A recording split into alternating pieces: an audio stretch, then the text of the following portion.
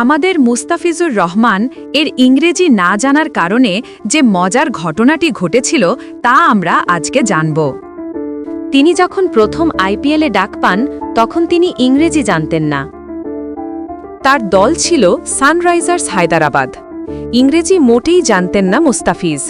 তখন মুস্তাফিজের সাথে যোগাযোগ অনেকটা কঠিন হয়ে যাচ্ছিল সেই টিম ম্যানেজমেন্টের। তারা মুস্তাফিজকে ইংরেজি শেখানোর জন্য একজন ইংরেজি শিক্ষক নিয়োগ দিয়েছিলেন, কিন্তু তাতেও কোনো কাজ হচ্ছিল না। পরবর্তীতে টিম ম্যানেজমেন্ট পশ্চিমবঙ্গ থেকে একজন দোভাষী নিয়োগ দিল, কিন্তু তাতেও সমস্যা পুরোপুরি সমাধান হচ্ছিল না।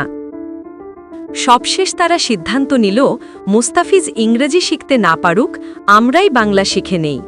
পরবর্তীতে টিম ম্যানেজমেন্টের কিছু লোক বাংলা শিখতে শুরু করেছিল। এমনকি তৎকালীন সানরাইজার্স অধিনায়ক ডেভিড ওয়ার্নার কিছুটা বাংলা শিখেছিলেন।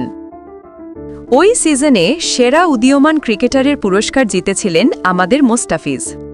এই ঘটনা থেকে আমরা শিখলাম, যোগ্যতা থাকলে পুরো বিশ্ব তোমার সাথে তাল মেলাবে, আর যোগ্যতা না থাকলে পুরো বিশ্বের সাথে তোমাকেই তাল মেলাতে হবে।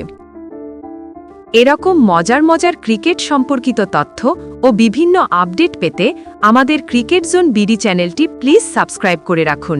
ধন্যবাদ।